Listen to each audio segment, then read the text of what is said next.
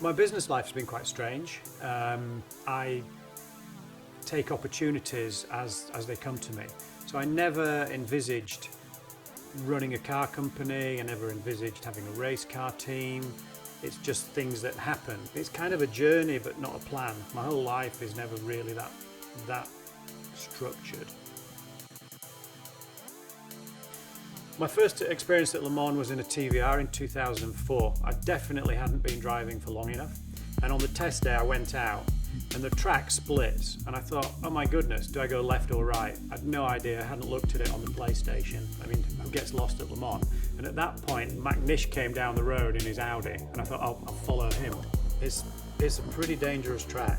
Anyone who tells you that it's not frightening is a liar. It is frightening, it's exciting.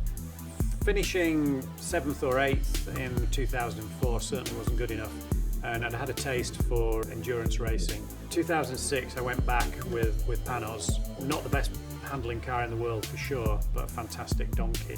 And the reason we won was because we had less pit stops than anybody else and the car just kept going and going and going. We got onto the podium and just looking down at the crowd, you know, it's just unbelievable, tens of thousands of people down the pit lane.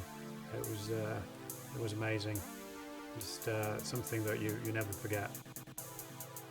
A brief history of Ginetta is that it was set up in 1958 by four brothers, the Walklets, who were very ingenious and designed very affordable, lightweight cars. They're a very successful company and they were running about the same size as Lotus. And then Lotus went on and grew really big, and the Walklets sort of, I don't know kind of what happened, but never got to that size.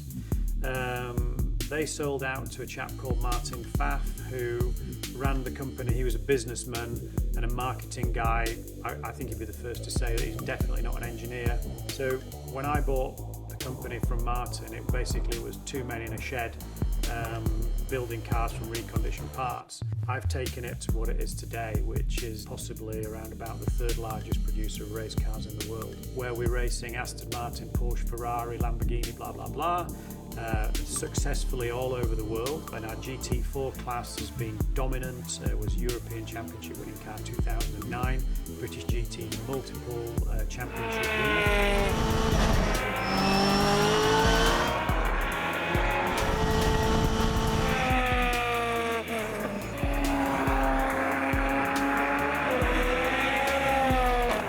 Back to Le Mans with a Le Mans prototype in the LMP3 class. We'll be returning to Le Mans soon with that car. I can't say too much about it, but it will be out at Silverstone in the very near future testing. We have lots of customers for that car, and all I'm prepared to say at the minute is the LMP3 is a stepping stone into the next arena for Ginetta. The G40 we've been out in today gives the driver a feel for the road and the driver responsibility for his or her actions. It has no power steering, no power brakes, no electronic gizmos, nothing that disconnects the driver from the steering wheel to the road. What you get is a raw car, something that is just not available today. We have a full FIA roll cage and bag tank to keep the driver safe. So it's kind of really going back to the roots of 1958. You drive to the racetrack, probably in your leather jacket, leather crash helmet and scarf. You drop the missus off at the side of the track, tally-ho, let's go racing, boys. I love driving it. I mean, I've had some of the fastest cars in the world on the road. And quite honestly, in today's world with cameras and safety and responsibility, you don't have any fun until you have 3 digits on the dash, and that's just far too fast for roads today.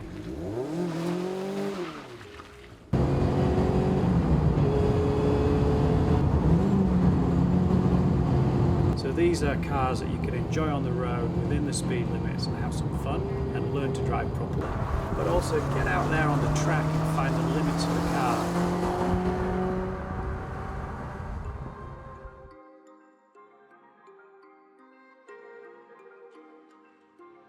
The latest thing we've created in Ginetta is the Ginetta Racing Drivers Club, where a customer comes to us and buys a car for £30,000. Great car for £30,000, road registered, it's got a roll cage, FIA bag tank, perfect for the track. Included in the £30,000, we take the owner through their ARDS test so they get a race license. You get 4 race weekends with all your buddies on the track, and at the end of it you've got a proper racing license and you are a racing driver. So if you come and join us in the Ginetta Racing Drivers Club or a junior, the next step for you is you can go now onto our GT5 grid, which will be a 30 car plus grid this year. After GT5 it's really simple, you go GT4, GT3 and then you go to Le Mans. So we can take someone from karting at 14 all the way to Le Mans.